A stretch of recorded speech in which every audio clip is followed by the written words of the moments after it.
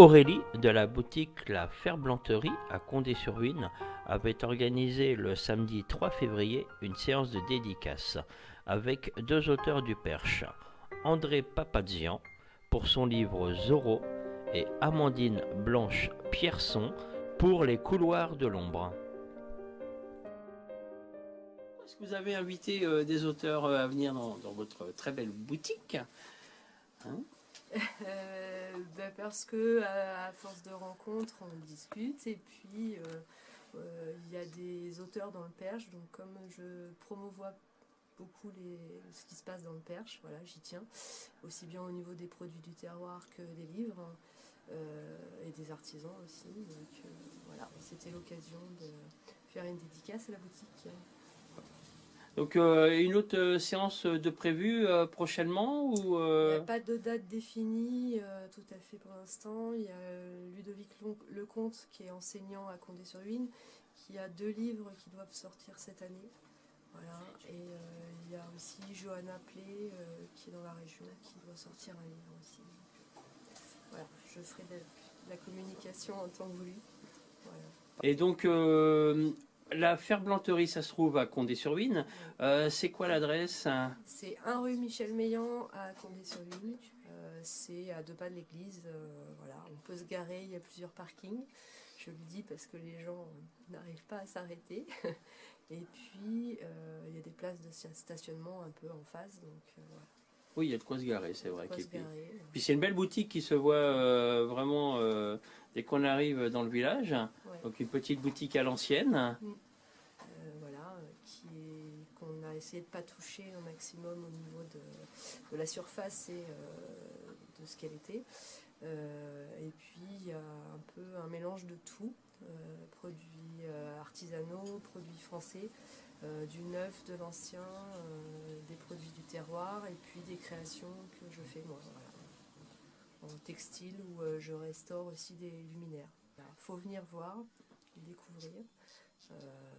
Ça peut surprendre au départ, mais il y a des gens qui aiment beaucoup. Voilà. Bon conseil à tout le monde donc de venir à Condé-sur-Huisne.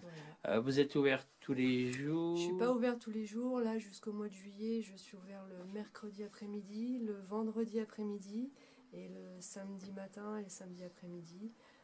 Il y a une page Facebook, les horaires sont à jour en général. Voilà. Et si vous voyez de la lumière, ben, c'est que c'est ouvert. Voilà, je m'appelle Amandine Pierson, j'habite à Beaureton-Selle. J'ai écrit Les couloirs de l'ombre qui représentent 6 années de ma vie après 10 ans de violence conjugale. Donc ça parle de ma descente aux enfers, de ma reconstruction.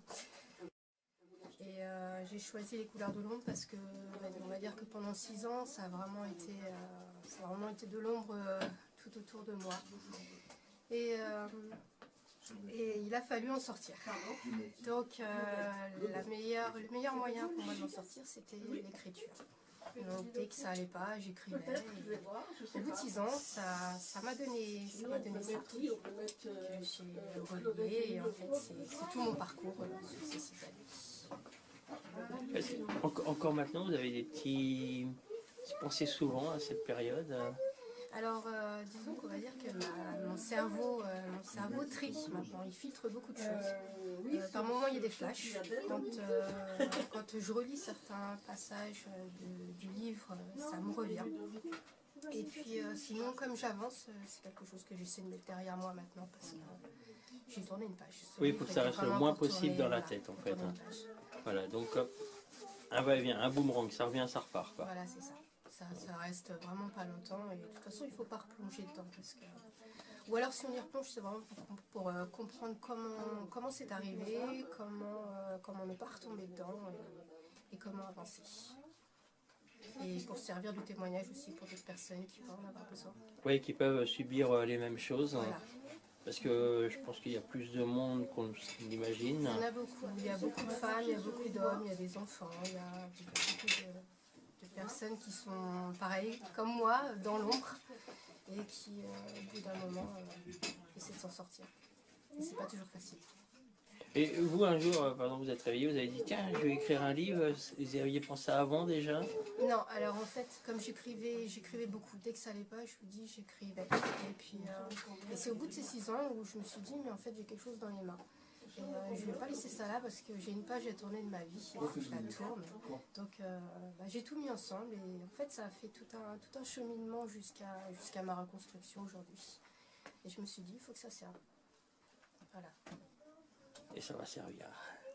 J'espère bien que ça va servir et puis je suis là aussi pour témoigner, pour aider toute personne qui cherche à s'en sortir parce que quand on quitte l'emprise et la violence, ce qui vient après, c'est infernal.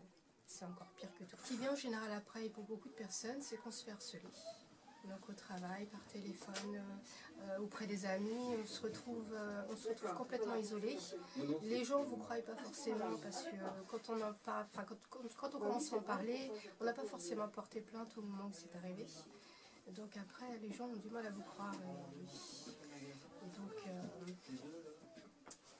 Et donc, voilà, il faut essayer de trouver du soutien un petit peu partout. Donc, il y a des associations qui ouvrent leurs portes pour nous aider. Il faut réussir il faut en parler, surtout ça. Il faut en parler aux gens. Il faut en parler aussi à la gendarmerie.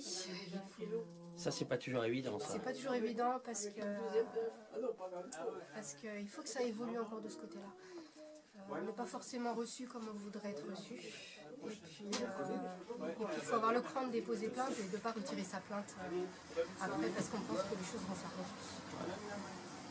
Mais la gendarmerie, par exemple, c'est le fait qu'il n'y a pas beaucoup de femmes dans la gendarmerie ou il faudrait peut-être qu'il y ait plus de femmes. Je ne pense pas que ce soit un problème d'hommes ou femmes. Je pense qu'ils ont besoin d'être formés en fait sur les violences. Mais ça bouge, hein, petit à petit ça bouge. Disons qu'il faut qu'on nous entende. Quand on passe la porte de la gendarmerie, il faut qu'on nous entende. Et pas qu'on nous regarde de haut en nous demandant ce qu'on a fait pour mériter ça. Pour mériter ça. Qu'est-ce qu'on a dû pousser forcément l'autre à ce que ça se passe comme ça, alors que c'est pas du tout ça. Ok. Donc on retrouve tout ça dans le livre. Hein. Alors, je n'ai pas raconté mon histoire, parce que ce sont tous mes ressentis, toutes les émotions qui à certains moments m'ont tellement me tournaient tellement dans le ventre que je les ai sorties sur du papier et puis je les ai laissées telles quelles, comme elles sont sorties. Et donc c'est surtout poétique, c'est très poétique. Voilà. Donc il n'y a pas une suite ou un autre livre qui devrait suivre, parce qu'il me semble avoir lu ça. Voilà, c'est en préparation. Donc en fait, je reviens un petit peu sur, comme je ne l'ai pas fait là-dedans, je reviens un peu sur la violence conjugale avec des exemples de ce qui aurait pu se passer. Et j'explique comment je suis tombée dedans et comment j'ai fait pour m'en sortir, avec des petites surprises à côté aussi. Donc on peut remontrer le livre. Alors voilà, Les couleurs de l'ombre qu'on peut trouver chez Edilivre sur internet, sur Amazon et puis la Fnac aussi. Et puis au cas où, dans la région, on peut le trouver ou pas, par exemple auprès de vous, où il y a un site où c'est possible, ou alors vous suivre. Pour l'instant, ça commence à se développer un petit peu. Donc, bon, sinon, moi, j'en ai toujours un petit peu sur moi. Sinon, pour l'instant, c'est surtout sur Internet. D'accord. Parfait. André, tu voulais ajouter un petit mot? Oui, je voulais dire que ce livre, il a une particularité, outre que ce soit un oldie, donc un ouvrage donc, de librairie non identifié, pardon, je vais y arriver. C'est surtout, c'est pas larmoyant, c'est pas non plus un livre catastrophe. C'est un témoignage vécu, très bien rédigé, c'est brut de décoffrage, donc c'est-à-dire que c'est exactement ce que l'auteur, Amandine, a ressenti. Et elle fait partager ses émotions, fait partager ce qui lui est arrivé, mais c'est aussi un formidable message d'espoir. Et ça, c'est très important. Surtout de nos jours, on sait que malheureusement, on en parle très souvent, 750 000 femmes sont battues, femmes et hommes sont battus par an. Et donc, c'est un phénomène de société dont on ne parle pas toujours, qu'on ne prend pas toujours en considération. Et cet ouvrage, il est important parce que c'est une pierre. C'est le début d'une route qui est en train de se mettre en place pour qu'enfin, peut-être, les pouvoirs publics et beaucoup au niveau de la population prennent conscience que c'est un phénomène de société et que ce n'est pas du tout à prendre à la légère. Voilà. Et je remercie Amandine pour ce travail. Je conseille vraiment les gens de l'acheter parce que c'est vraiment quelque chose de très bien. C'est un ouvrage qui est totalement à part, mais il est à part parce qu'il est de qualité. Et surtout parce qu'il a été écrit par quelqu'un qui a vécu ce qu'elle raconte, et ça c'est formidable.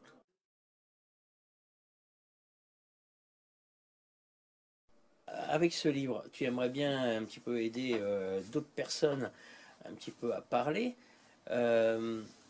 Qu'est-ce que qu'on pourrait te proposer? Voilà, une association qui a envie de t'entendre témoigner quelque chose. Alors les associations d'aide aux victimes par exemple, où je pourrais aller entre guillemets faire une conférence et puis témoigner devant tout le monde et expliquer certains processus et comment s'en sortir. C'est surtout ça. Voilà. Voilà, pour toi ça serait aussi une bonne thérapie de... Une bonne thérapie et puis il y a tellement de personnes qui ont été dans mon cas et qui le sont toujours, et moi je vois avec le fait d'avoir avancé, je me dis il y a des personnes qui sont encore loin derrière, qui se sentent tellement seules qu'elles ne savent pas comment s'en sortir. Et moi, dans un sens, je sais à peu près comment faire pour s'en sortir et je peux être là, je peux aider. D'accord. Voilà. Ok. Donc si une association a envie de te contacter dans la région, là, aux alentours du Perche, on peut te contacter par Facebook. Alors par Facebook, oui, sur ma page Amandine Pierson. Ou sinon, j'ai mon Facebook personnel, Amandine Blanche Pierson, comme c'est écrit sur le livre. D'accord. Ou sinon, il passe par le Perche Web TV et puis je transmettrai les coordonnées. Bon, je présente un album donc, de bande dessinée. Alors, pour certaines personnes qui me connaissent, oui, j'ai aussi commencé dans ma carrière, qui est longue maintenant, j'ai commencé par la bande dessinée. En fait, mon père était éditeur, dessinateur, Jean Pape, et il cherchait des scénaristes. Il était très friand et il a demandé à son propre fils de lui rédiger les textes, ce que j'ai fait. Pour Zorro, j'en ai fait une douzaine. Pour les autres personnages qu'il dessinait, j'en ai fait une bonne centaine. Et j'ai donc commencé dans les années 70 avec lui. Et puis le destin a voulu que je me sépare de mon père, je vole de mes propres ailes, que je crée des magazines, que je fasse beaucoup de choses. Et que je tourne le dos à la bande dessinée, non pas que j'aimais pas, mais n'étant pas dessinateur, je ne me sentais pas de la grande famille. Et les scénaristes sont moins bien perçus que les dessinateurs. Mais bon, j'avais accepté, mais le destin fait que... Il a d'ailleurs fallu que je m'installe dans le Perche, ça va faire 20 ans cette année, que je suis arrivé dans le Perche, et que je m'étais dit, un jour ou l'autre, je ferais bien un livre sur le Perche, ce que j'ai fait. J'ai sorti un guide chez Ouest France, qui a très très bien marché. La bande dessinée, c'était encore assez lointain, sauf que mon père a accepté de venir vivre avec moi, avec ma maman et ma femme. Donc, dans le cadre du Perche, on a trouvé une maison, on a loué en attendant de pouvoir faire construire.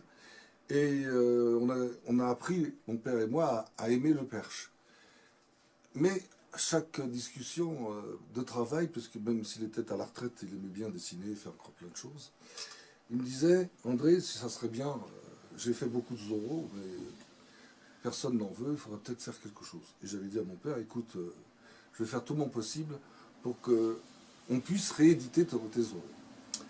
Alors j'ai fait le tour des popotes, comme on dit, je suis allé à Angoulême, je suis allé à Bruxelles, j'étais au musée, j'ai vu pour moi pas mal d'éditeurs qui m'ont dit, oui c'est très bien, Zorro c'est une bonne chose, mais franchement c'est un peu ancien.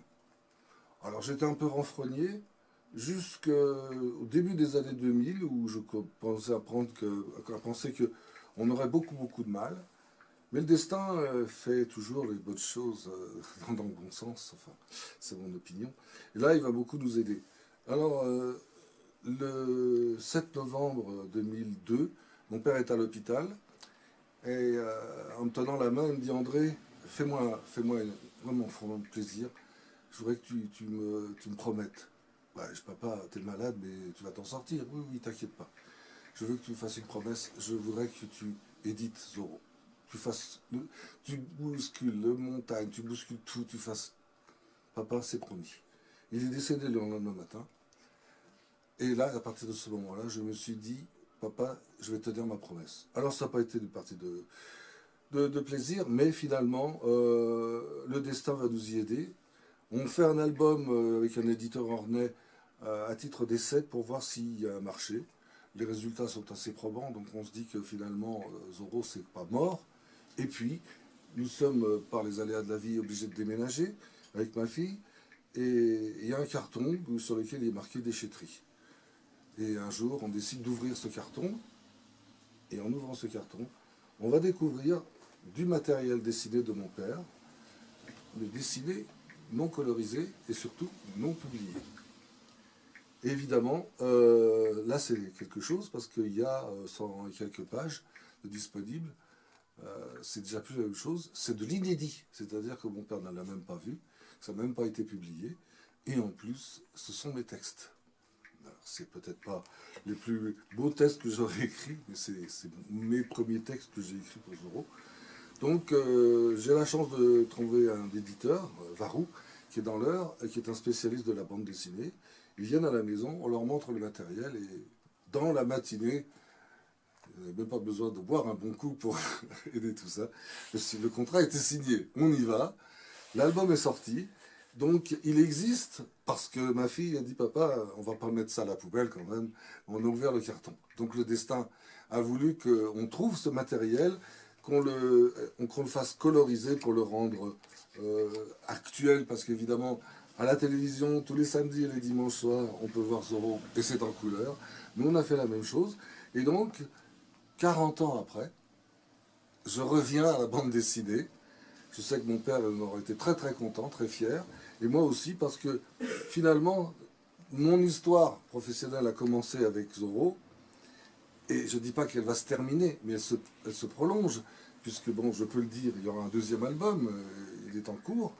J'ai aussi des projets personnels de rééditer les autres séries de mon père, parce qu'il a été aussi, il a fait plein de choses, donc ça a ouvert des perspectives. Et surtout, j'ai fait une exposition qui a été présentée un peu partout en France, à Bretoncelle, qui a eu un très grand succès. C'était un hommage, j'ai voulu rendre hommage à mon père, et surtout, j'ai tenu promesse. Et ça, c'est très important. Voilà. Bon, j'ai plein de projets encore. J'ai un livre à 4 mains bientôt que je vais mettre en place. Et c'est un recueil de nouvelles. C'est très important pour moi, ce sont des tranches de ma vie, mais des tranches de ma vie qui seront discutées. Peut-être on trouvera dans ces discussions les raisons pour lesquelles je me suis souvent planté. Voilà. Et puis j'ai été musicien longtemps, je ne désespère pas de finir un album. J'ai une bonne demi-douzaine de titres qui sont en boîte. Alors, ça prend beaucoup de temps, mais je vais m'arrêter pendant 4 mois. Après le salon du livre de Berduil que j'organise, je vais m'arrêter 4 mois pour pouvoir me consacrer à mes projets définitivement. Et on me reverra à partir du festival de la bande dessinée qui aura lieu à Évreux le dernier week-end du mois d'août. D'accord. Voilà. Okay. Et ton livre, on peut le trouver où? Un petit peu partout? Alors, l'avantage de... Varou a signé un contrat de distribution avec une maison, donc on le trouve partout, chez tous les libraires. Si le libraire ne l'a pas, il l'a le lendemain ou le surlendemain. Donc il suffit de le demander. Il est chez le Citre, donc il est référencé. Il y a un numéro et le lendemain il arrive. Donc il est aussi à la FNAC, Amazon. Il est sur le site de l'éditeur. Il est sur ma page. On le trouve très facilement. C'est un album souvenir, mais c'est aussi quelque chose qui a plu aux amateurs de BD actuels, parce qu'on pensait que avant tout c'était destiné on va dire aux personnes âgées.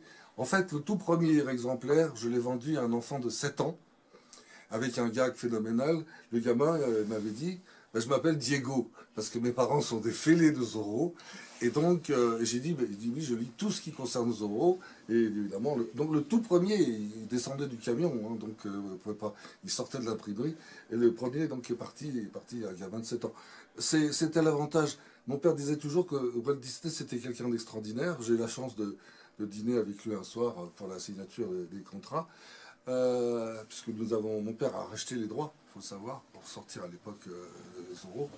Donc, Walt Disney, c'est un personnage, quand il sentait quelque chose, pour lui, ça devait être pérenne. Non seulement c'est pérenne, mais il va bientôt avoir 100 ans. L'année prochaine, le personnage aura 100 ans. Et aujourd'hui, dans les salons, je vois encore, il y a de la demande. C'est pas du tout mercantile, c'est aussi parce que les gens, ça leur plaît, parce que ça leur rappelle des tas de choses, ça leur rappelle de leur jeunesse, quand ils regardaient ça à la télé en noir et blanc, et maintenant c'est colorisé. Alors, il y a la télé et le personnage, évidemment, mon père a acquis les droits pour pouvoir utiliser les faciès des personnages. Pas tous. Ce Walt Disney avait été intransigeant pour certains, je me rappelle que c'était non, c'est pas ceux-là. Mais les principaux personnages, il les a eus. Donc, et puis bon, pour ceux que ça intéresse, je lève un peu le voile sur ce qui a été une très belle histoire de famille, parce que moi j'ai grandi à côté d'un père qui était extraordinaire, qui travaillait beaucoup, qui a déniché énormément de dessinateurs, qui est quand même le découvreur d'Hugo Pratt, qui a aussi déniché Astérix, qu'il n'a pas édité, mais qu'il a déniché. Il a mis la main dans ce monde de la bande dessinée et il a été l'un des principaux personnages. Et aujourd'hui, il est reconnu comme quelqu'un, enfin, qui a ouvert la voie, et ça c'est très important. Et cet album aussi a permis de rappeler qu'il a existé et qu'il a fait plein de choses. Et ça, j'en suis très très fier. Très bel album en tout cas, niveau couleur et dessin, c'est vrai que c'est vraiment très très très très réussi. Et c'est dans l'air du temps, c'est vraiment... L'éditeur n'a pas les idées non plus, il a fait venir les meilleurs coloristes, parce qu'il faut savoir que c'est un métier. Hein, on aurait pu prendre des joyeux lurons, on a pris les meilleurs. Je les connais bien, je les côtoie, je sais qu'ils ont fait ça, je dis elle parce qu'il y a une jeune femme dans le lot, ils ont tous fait ça avec cœur. Ils ont fait ça aussi parce qu'ils ont un profond respect du dessin, parce que c'est très important. Coloriser, c'est facile, entre guillemets, mais il faut aussi comprendre. Mon père a décidé, il a certaines choses qu'il a voulu qu'elles soient marquées, et ça, ils ont bien compris. Et ça, c'est important, parce qu'ils n'ont pas dénigré, ils n'ont pas travesti l'œuvre de mon père, ils n'ont fait que la transcender. Et ça, c'est important, Alors, je parlais de l'équipe, et donc j'étais avec mon père, et ma maman faisait les bulles, elle était bulliste. C'est elle qui écrivait les textes. Mon cousin, le fils d'une des sœurs de mon père, était petite main, c'est-à-dire qu'il terminait certaines choses, et moi aussi. Moi, je suis devenu le roi du cactus, puisque mon père me faisait faire des cactus. Je détestais ça, mais c'est pas grave. Je faisais des tapis, je faisais des commodes, je faisais les toits des églises. Enfin, c'était une affaire familiale extraordinaire. Pour moi, ça restera un des plus beaux souvenirs. Hein. J'ai grandi dans ce monde-là. Après, je lui ai un peu tourné le dos, mais j'ai fait quand même des choses intéressantes dans ma vie. Au niveau musique, par exemple, au niveau dédicace. J'ai fait d'autres ouvrages. Hein, je suis un fada de chemin de fer, mais bon, je sais écrire d'autres. Oui, tu t'intéresses à plein de choses. Je m'intéresse à plein de choses. Tout à fait. Ok. Et puis pendant qu'on y est, tu peux nous parler un petit peu de ton salon que tu organises à Berduy. Alors, ça c'est le 10e anniversaire, donc il a lieu le 25 mars. C'est parti d'une boutade chez un ami un soir en disant oh tiens, pas de salon. Alors pourquoi? Parce que j'habitais à Berduy. Il faut savoir que j'ai habité à Berduy pendant 2 ans. Et donc, habitant dans cette localité que je trouvais active, je me suis dit pourquoi pas. On a fait un test, le premier salon était un véritable succès, le deuxième était encore mieux, le troisième était encore mieux, on s'est dit on va pas s'arrêter en route. Donc là, on est au 10e anniversaire. Il y aura 50 auteurs que je vais venir de régions un peu disparates. Cette année, c'est extraordinaire. J'ai réussi à avoir des auteurs qu'on n'a pas l'habitude de voir dans le Perche. Et justement, ils amènent un sang neuf, ils amènent autre chose, d'autres styles. On va avoir fantastique, on va avoir plein de choses différentes, de la science-fiction, on va avoir des choses totalement différentes. La jeunesse sera bien représentée aussi. Il y aura plein d'auteurs amis, dont Amandine qui sera. Oui, c'est ce que j'allais dire, on va sûrement retrouver Amandine. Voilà, on va se retrouver, oui. Et puis il y aura Jean Belis qui était là tout à l'heure. On a beaucoup de Jacques Anton. On aura aussi Laurence de Calandre, les amis du Perche qui seront présents aussi. L'objectif, c'est de faire une fête du livre. Et donc pour ça, en toute convivialité, et surtout, parce que très souvent les salons du livre, le problème qu'ils ont, c'est que c'est un peu guindé. Là, c'est pas l'ambiance est totalement différente. On accompagne les auteurs, on est là avec eux et on tient à ce que ça soit fait vraiment, que ce soit un moment non pas de travail, mais un moment de détente, tout en rencontrant des lecteurs et tout en permettant de raconter pourquoi on a fait ces livres. Alors, il a lieu donc le 25 mars de 9h30 à 18h à la salle des fêtes. C'est libre, l'entrée est libre. Il y a la possibilité de partir avec vraiment de très très beaux livres et surtout des livres qu'on ne trouve pas dans la région. Les libraires ne les ont pas, c'est très important pour moi parce que ça permet justement de rencontrer des auteurs qui ont un talent extraordinaire mais qui on a du mal à trouver parce qu'ils n'ont pas des maisons d'édition nationales et internationales. Donc je vous invite à nous rejoindre, vous passerez un bon moment et en plus c'est dans une salle super, dans une localité que j'aime beaucoup, c'est Berduy, c'est pas loin, c'est à 5 minutes de Jean de Rotrou. Voilà, donc, et j'aurai le plaisir de l'orchestrer pour une 10e fois. Voilà. Parfait. Bon, on se donne rendez-vous donc le 25 mars. Un dimanche des Rameaux, le 25 mars. On vous attend avec plaisir. C'est le 10e anniversaire. Alors, je ne vais pas en dire plus, mais bon, qui dit 10e anniversaire dit. Vous verrez. Merci. Parfait, merci.